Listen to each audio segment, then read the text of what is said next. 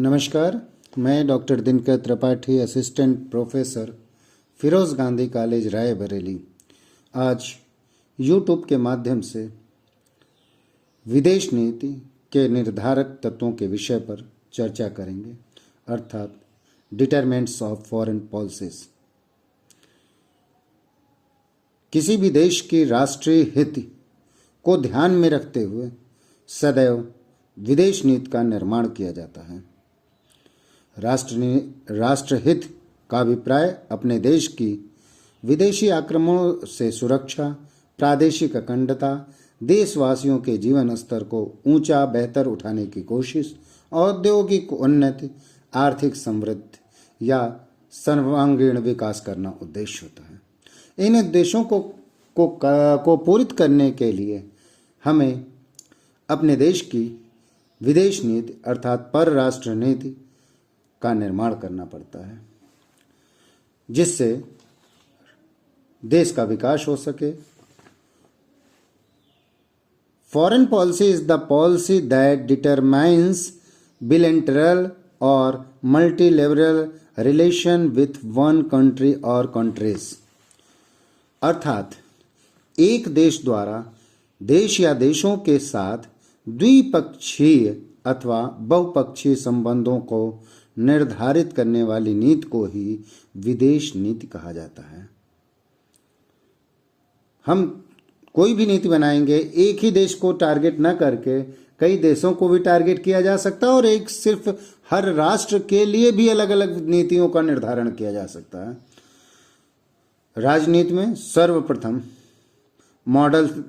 मॉडल्स्की ने विदेश नीति को परिभाषित किया था। मॉडल्स्की के अनुसार foreign policy is a system of actions developed by communities through which one state tries to change the behavior of other state and molds their activities in the international environment।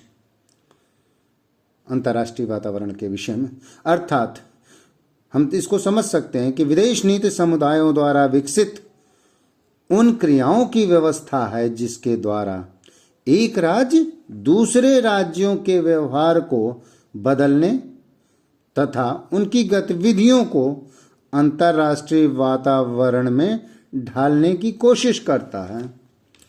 किस प्रकार से वो अपने में चेंज कर सके या ढाल सके। Foreign policy is a set of policies chooses by a country to protect its national interest and achieve its a goal in a environment of international relations। और या हम इसको दूसरे रूप में कह सकते हैं कि The national interest of a country include economic, political and military culture, अर्थात आर्थिक, राजनीतिक एवं सांस्कृतिक एवं सैन्य इत्यादि को भी देखा जाए।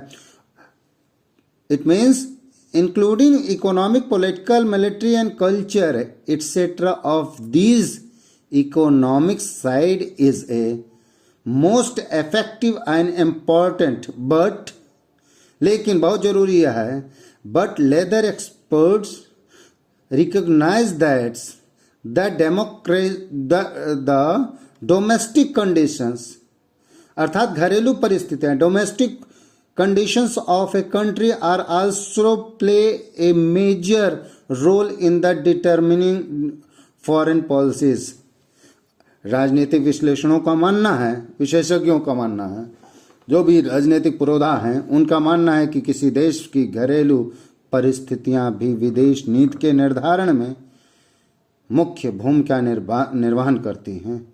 जैसे हम देख सकते हैं कि ऊर्जा, कच्चा तेल, तकनीकी, सैन्य सामग्री आदि को हम इस दिशा में देख सकते हैं।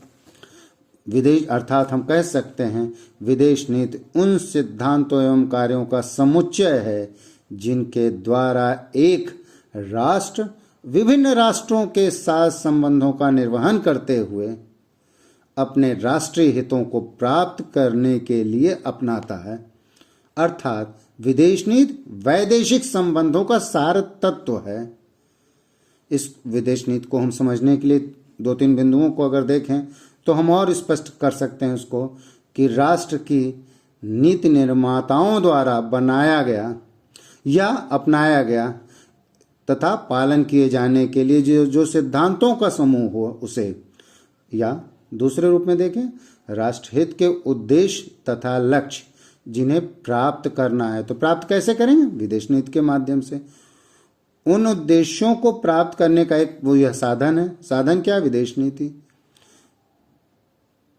दूसरे चौथे रूप में देखें तो दूसरे राष्ट्रों के साथ समझौतों का मानक है। अगर हमें दूसरे राष्ट्र के साथ किसी भी प्रकार का समझौता करना है तो इसके लिए आधार ही विदेश नीति होगा। राष्ट्र की सफलता और असफलता का अनुमान किया जा सकता है। विदेश नीति के माध्यम से किसी भी राष्ट्र की सफल होना या असफल होना उसका अनुमान लगाया जा सकता है। छठवें रूप में देखें तो स्थिति के अनुसार संबंधों का नियमन किया जा सकता है।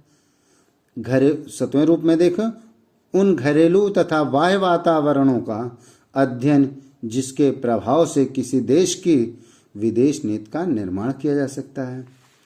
ये सारी चीजें हम विदेश नीति के अंतर्गत देख सकते हैं। अगला विषय है इस पर ऑब्जेक्टिव ऑफ फॉरेन पॉलिसीज, अर्थात विदेश नीति के उद्देश्य। जो भी विदेश नीति का उद्देश्य होगा उसके पीछे राष्ट्रहित प्रथम बिंदु आता है। बिना राष्ट्रहित के कोई भी कार्य नहीं हो सकता है। प्राथमिक लक्ष्य के रूप में इसे हम 2-3 पॉइंट में बांटते हैं। अगर 3 भागों में इसको बांटा जाता है कि कैसे कैसे हम इसको ऑब्जेक्टिव को समझ सकें, तो प्राथमिक लक्ष्य हमारा क्या होता है? Primary objective. तो प्राइमरी ऑब्जेक्टिव के रूप में हम राष्ट्र के उन हितों को इंक्लूड करते हैं जो राज्य की आधारभूत मान्यताएं हैं। जैसे क्या आधारभूत मान्यताएं हैं? जैसे राष्ट्रीय सुरक्षा।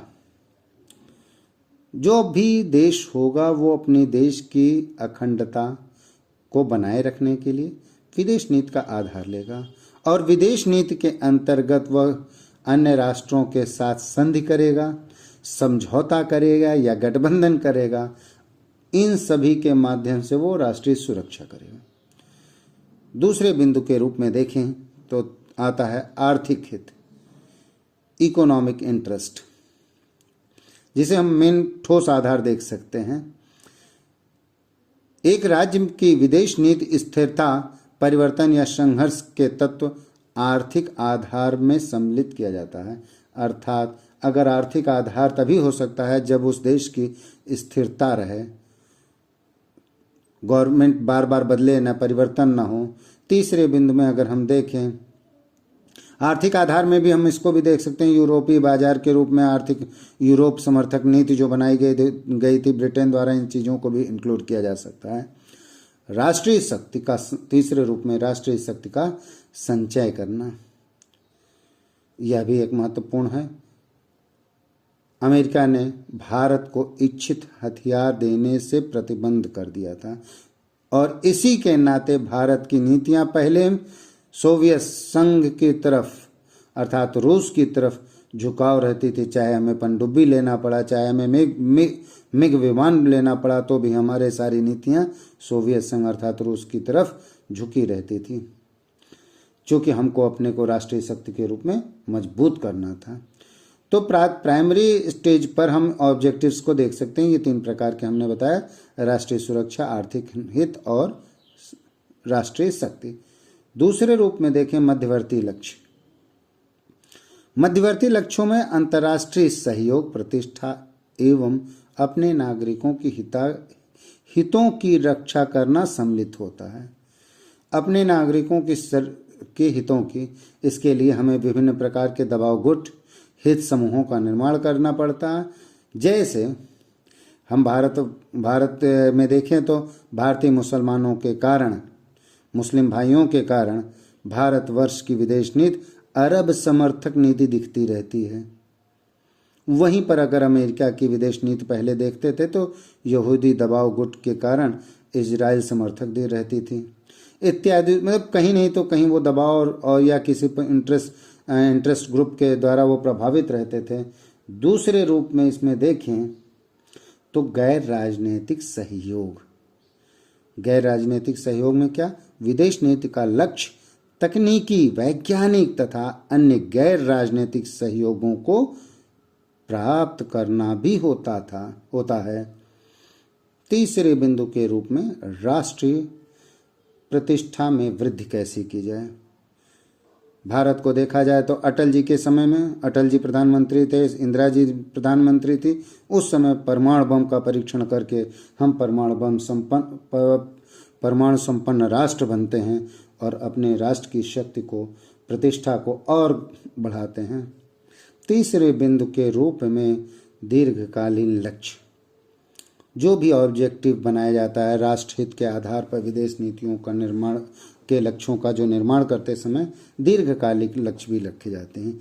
इन लक्ष्यों में कुछ दीर्घकालिक योजनाएं होती हैं, कल्पनाएं होती हैं, स्वप्न सम्मिलित होते हैं जिनके आधार पर मनोवांछित परिवर्तन करने की इच्छा रहती है और इनके आधार पर हम अपने कार्य करते रहते हैं। अगला विषय आता है विदेश नीति के निर्धारक तत्व। निर्धारक तत्व, डिटर्मिनेंट्स ऑफ फॉरेन पॉलिसीज। इसके अंतर्गत हम पहले बिंदु के रूप में जनसंख्या को रखेंगे। मुझे स्मरण आ रहा है कि डेविड वाइटल के अनुसार जो उन्होंने सब कहा था, किसी देश के क्षेत्रफल और उनकी जनसंख्या के आधार पर यह निश्चित किया जा सकता है कि वह देश महाशक्ति है या छोटा राष्ट्र। हम भौगोलिक आधार, जनसंख्या के आधार पर देख सकते हैं और उसका तुलनात्मक कर सकते हैं। इसके आधार पर हम देख सकते हैं कौन राष्ट्र मजबूत है, कौन कैसा है। दूसरे बिंदु के आधार पर भौगोलिक स्थिति। भौगोलिक स्थिति में देखें तो भारत एक ऐसा राष्ट्र है भौगोलिक के रूप में जहां पर थल सेना, नौसेना एवं वायुसेना तीनों की अपार व्यवस्था है, अर्थात भारतीय भूभाग ऐसा है जिसमें तीनों सेनाएं हैं। हम नेपाल जैसे राष्ट्र को देखें तो भौगोलिक स्थिति देखें, वहाँ उसे नौसेना की कोई ज़रूरत ही नहीं, क्योंकि कहीं टच ही नहीं है। तो अर्थात हमें जो भी विदेश नीति का निर्माण करेंगे उसमें नौसेना की आवश्यकता नहीं। तीसरे बिंदु के रूप में हम देखें तो प्राकृतिक संपदा। हमारी प्राकृतिक संपदा क्या है? प्राकृतिक संपदा दोहन के बाद हो सकता है दोहन करते करते समाप्त हो जाए। यद्यपि इसी बिंदु को देखते हुए आजकल तेल संपदा पर बड़ी चर्चाएं हो रही हैं कि हो ना हो 40-50 वर्षों में विश्व की तेल संपदा समाप्त हो जाए। इस कारण तेल का भी कोई नया विकल्प ढूंढा जाए, इसके लिए भी चर्चाएं हो रही हैं। चौथे बिंदु के रूप में औद्योगिक स्रोतों को हम देख सकते हैं कि औद्योगिक रूप में कौन से राष्ट्र हमारे लिए कैसे निर्धारित करते हैं। वैज्ञानिक और टेक्नोलॉजी के रूप में अगर हम देखेंगे तो अमेरिका और जापान को देखें तो यहाँ पर टेक्नोलॉजी इत्यादि की बहुत ज़्यादा हैं। दोनों देशों में अरबों रुपए के डॉलर प्रतिवर्ष कमाते हैं, और वो भी कहाँ से? विदेशी राष्ट्रों से, जहाँ पर इनके द्वारा इंडस्ट्रियाँ लगाई गई, वहाँ से इनके इनकम होते रहते हैं। अगले पॉइंट के रूप में देखें सैनिक शक्ति। सैनिक शक्ति को भी विशेष स्थान दिया गया है। आइनिस क्लाड के अनुसार शक्ति विदेश नीति का मुख्य शक्ति के अंतर्गत में विदेश नीति में मुख्य स्थल दिया गया, इसको प्रमुख स्थान दिया गया सैन्य शक्ति को। सैन्य शक्ति रहने पर राष्ट्र अपनी सीमा को विस्तार कर सकता है, सुरक्षित रख सकता है इत्यादि। भाषा, धर्म और नस्ल एवं संस्कृति के बिंदु जिसके आधार पर भी विदेश नीति के निर्धारक तत्वों में इसे देखा जा सकता है। विचारधारा, 7वां पॉइंट आता है विदेश नीति के निर्धारक तत्वों में विचारधारा। किस राज्य में कौन सी विचारधारा की सरकार चल रही है और कौन सी विचारधाराओं का प्रचार प्रसार किया जा रहा है, विदेश नीति उसमें ये एक महत्वपूर्ण कारक होता है। अमेरिका ने अपनी पूंजीवादी विचारधारा का नेतृत्व किया, तो वहीं पर सोवियत संघ ने साम्यवादी विचारधारा का समर्थन किया और अन्य राष्ट्रों को अपने साथ में जोड़ने और मिलाने का प्रयास किया रहा। ठीक इसी प्रकार से अन्य भी बिंदु आते हैं।